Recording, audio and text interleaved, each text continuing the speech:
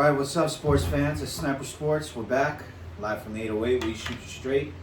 This is Joey. With me always is Steven. What's going on? What's going on? We're winding down the NFL season here. 3 games left remaining in the season for most teams. Therefore, the MVP race is getting tight.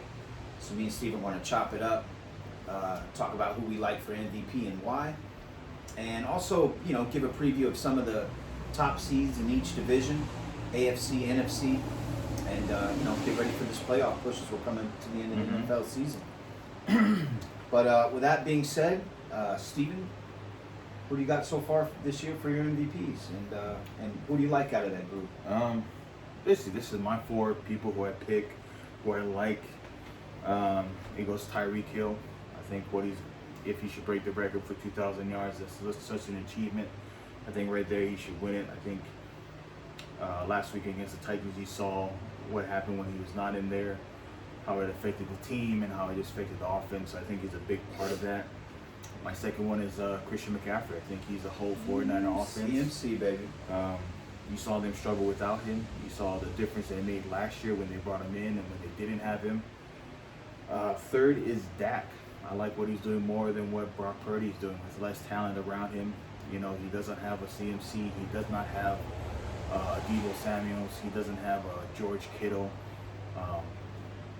So that's why I put Dak in. For the numbers he's putting up and what he's doing with Dallas is amazing.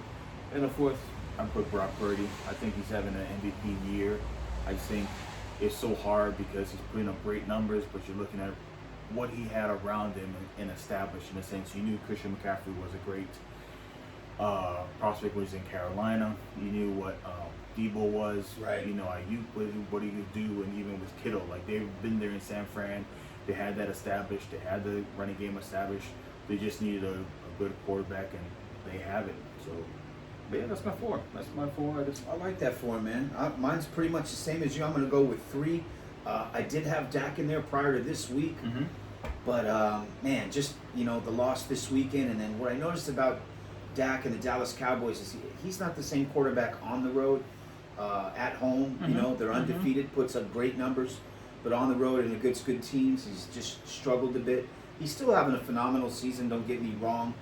But, I think some other players are having a little bit better season, if I'm being honest. And for me, I have, traditionally they give this type of award to a quarterback, and he is having a phenomenal season. It's hard not to put Brock Purdy in there. So I got Brock Purdy in there.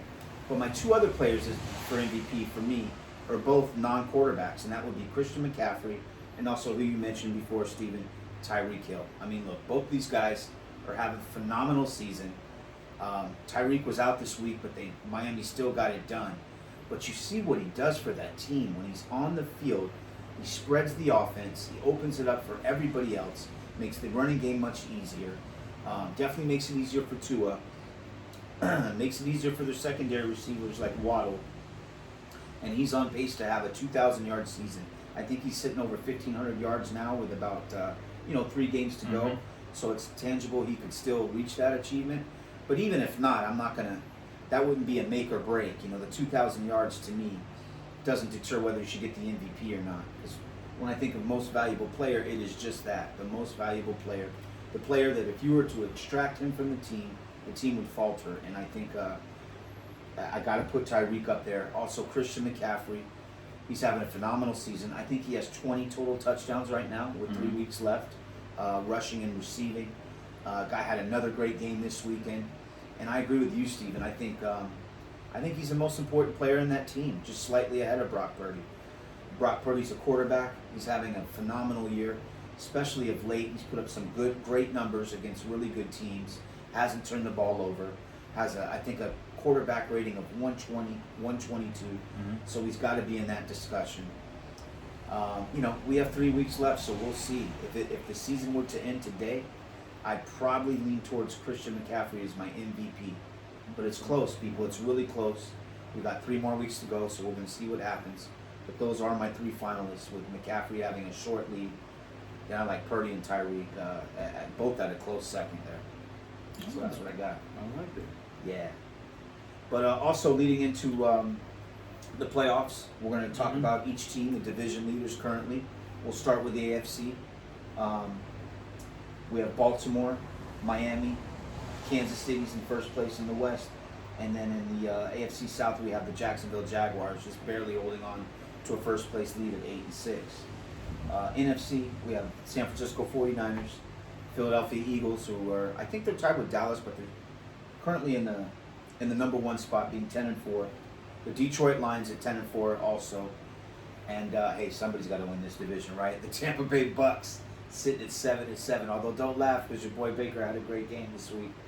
But let's go back to the AFC, Steven, and I don't know, going into the playoffs, who do you like? Who looks to be the strong team? Who's the weakest team? And who do you think might surprise everybody? I think if you're looking at the AFC, I think AFC North is going to surprise some people. I think with the Bengals or maybe with Cleveland. I think they just have Cleveland's sitting at 9-5. They have some of the stronger teams. You know what I mean? I'm looking at the Dolphins. They're second ranked. I like where they're at, but I mean the Ravens are clear cut. They're making a statement that they're the best team in the AFC, and maybe in the NFL we'll see maybe this week coming up with this game. I think Kansas City's still struggling, especially over this past week, even though they got a win. The Jags will go as far as Trevor Lawrence goes. If he's not playing up to par, if he's hurt, they won't make it past the first round, I think. Last year there was kind of a shocker.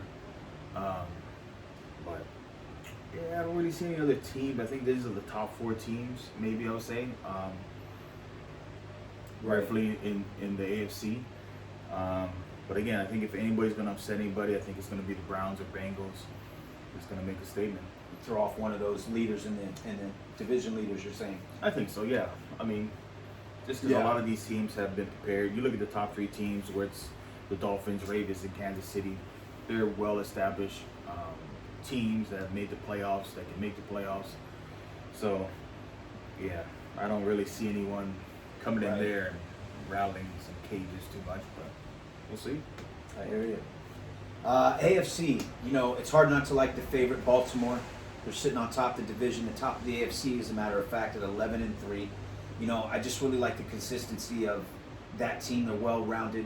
Lamar Jackson just keeps finding a way to win. I know they lost their running back this week to injury, but they still have playmakers on that team. You can always count on the defense to hold. They never really get blown out. They always, are within, striking distance of a victory. And I think if they can get that number 1 seed, Steven, and hold home field advantage, it's going to be hard to stop them. Of course, it's just one game. Anything can happen. But, with 3 weeks left, I like where Baltimore is at 11-3. Miami Dolphins is a very interesting team because we're all very aware of their high-powered offense. They score and put points up quickly. But lately, the defense has really been showing out. This past week with Tyreek on the bench, they beat the New York Jets. And, I know Aaron Rodgers is out and Zach Wilson is Zach Wilson. But the New York Jets are still a quality football team. They're no slouch. And to beat them 30-0, and if you watch that game, the defense really got after Zach Wilson this week. I mean, I was impressed with Bradley Chubb. As I was telling Steven earlier, it was a 1-2 punch. Mm-hmm. One being Tua Tagovailoa and 2 being Bradley Chubb. He was in that backfield all day wrecking shop. Jalen Ramsey made some nice stops on the defensive end. Nothing new there. He's been consistent when he's played this year. So I'm riding strong with Miami as well. I noticed Miami, they're better when they play. Well, who isn't better when they play with the lead? But they struggle a little bit when they're coming from behind. So it's important that they come out and get a lead. But if Miami Dolphins continue to play this tough D with the consistent offense they have and they get Tyreek back, they're capable of beating anybody. Yeah. Moving on, Kansas City. There's just something not right about Kansas City this year. The obvious thing to point out is the drop passes, but it's also the lack of scoring this year, the lack of pop, the lack of a deep threat. Also, what I noticed in Kansas City is late in the games, you can kind of run right up the middle on them. Defense isn't as strong as it used to be, primarily in the middle, the linebacking core. I think the secondary still plays well, and the front 4 with Chris Jones on the line, they're still doing pretty well. But I noticed other teams have been able to run the ball and kind of kill the clock on them late, so that's an issue as well.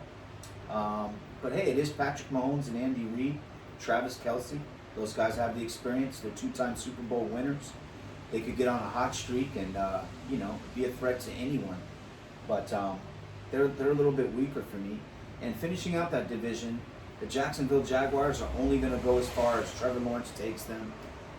They're 8-6. They're barely holding on to that number 1 seed. I got to be honest, I'm a little disappointed in his play. He's a number 1 draft pick overall. Supposed to be a generational talent, and he's just been a little lackluster. At times he's been lukewarm, if you will. And he's going to need to step up his play and guide his team if they're going to have any chance to make any noise in the playoffs. So that'd probably be my weakest team in the AFC. Let's go ahead and move on to the NFC. Yeah. We have the Niners over there in the NFC West. We have Philadelphia in the NFC East. Yeah. Up north is Detroit, and down south is Tampa. If you all know, Tampa, that doesn't look the most convincing in this. All these other teams I think they can get red hot, and if they do, it'd be great playoffs with 49ers, Philly, and Detroit. Yeah. It's really hard for me, Joey, to really pick one of these teams because, you throw Dallas in there, and even Seattle. I know Seattle may not have great fans on there. I'm not a huge Seattle fan either, but they're a consistent team in a sense where they're going to be there. They may not win games, but they're going to put up a good fight most of the time. Right. You look at the Dallas game, they're, step and step with them. They're putting up points with them and making it a competitive game. Dallas just came out and made a couple plays at the end that won it for them. Right. You look at tonight where they came out and showed out with the backup quarterback. So I like Seattle and Dallas to kind of mess things up. This is the hardest one for me.